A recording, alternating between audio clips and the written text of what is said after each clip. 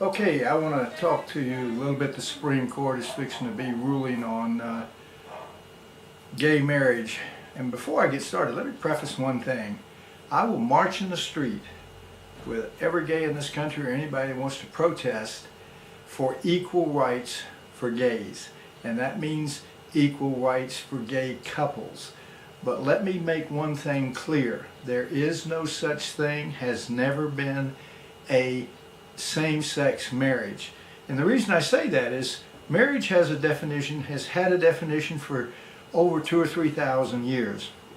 And all of a sudden this small group of people come along, who I have great respect for, and will help protest to get them equal rights if that's what they need. And I think in most states they've got it. But marriage has a definition, has had a definition for thousands and thousands of years, and that definition is marriage is between a man and a woman. A man and a woman. Some people like to bring up a Supreme Court case which ruled that a black man could marry a white woman or vice versa. That's still the definition of marriage and has nothing to do with gay rights. So that Supreme Court decision has nothing to do with it, and the Supreme Court decision that's coming down will have nothing to do with it if it does not withhold the definition of marriage.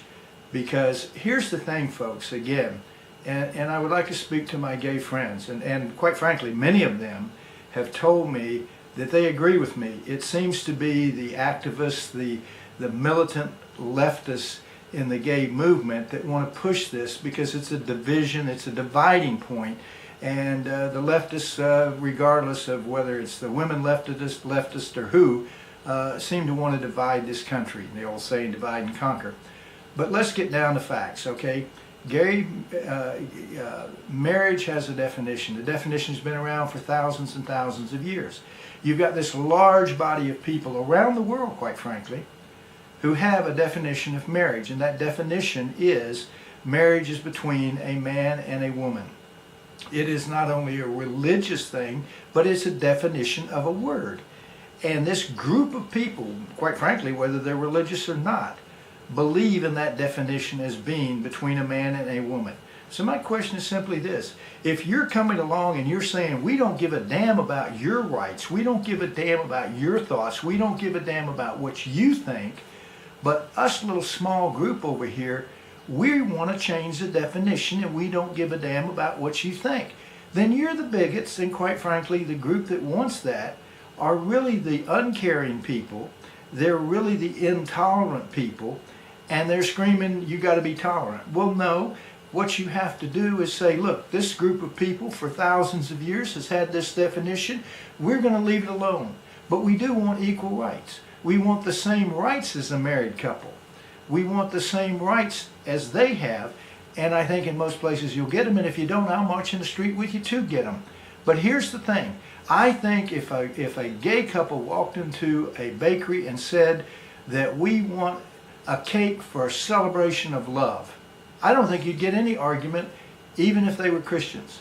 Because a celebration of love is one thing, and a marriage and a wedding are something else. They have a distinct meaning for a particular group of people, a very large group of people worldwide, and why should we change the way we think because a minority wants to butt in and say, we don't give a damn about your thoughts? And I don't think, quite frankly, most gays that sit down and think about it are not going to agree.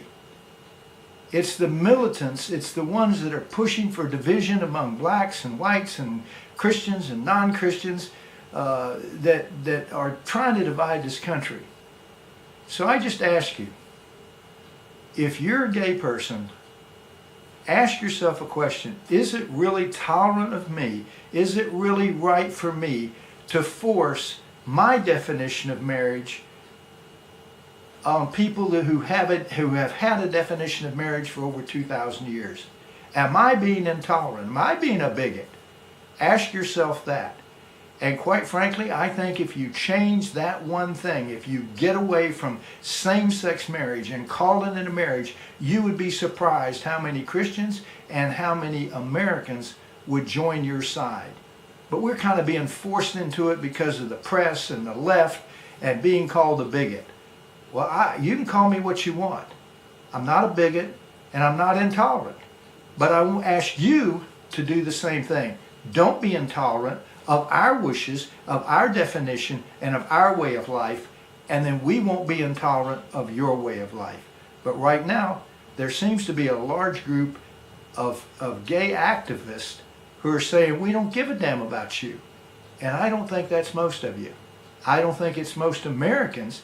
Again, quite frankly, even I think calling a hookup between two people of the same sex a celebration of love, that seems like a pretty good idea to me. A celebration of love. It has a nice sound to it. It has a nice meaning to it. And I think that is a tolerant thing that everybody could put up with. But when you come in and you say, I want to change the definition of marriage, and I want to change the definition of a wedding, and to hell with you, I think you're going to get a fight. And even if the Supreme Court rules one way, don't be surprised if it takes years before that gets into effect. And at some point it may get changed.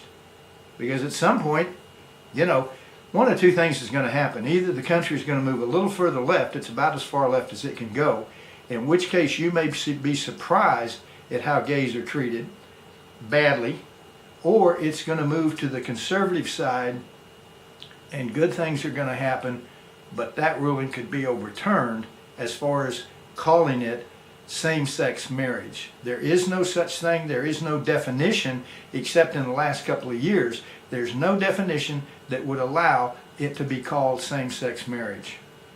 This is the American truth. All I ask you to do is think. Are you the intolerant ones? Are you the bigots?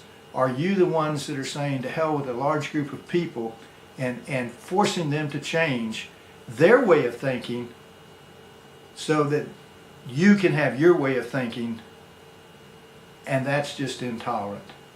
Thanks for watching American Truth. We'll have other segments on things like this. I appreciate you watching.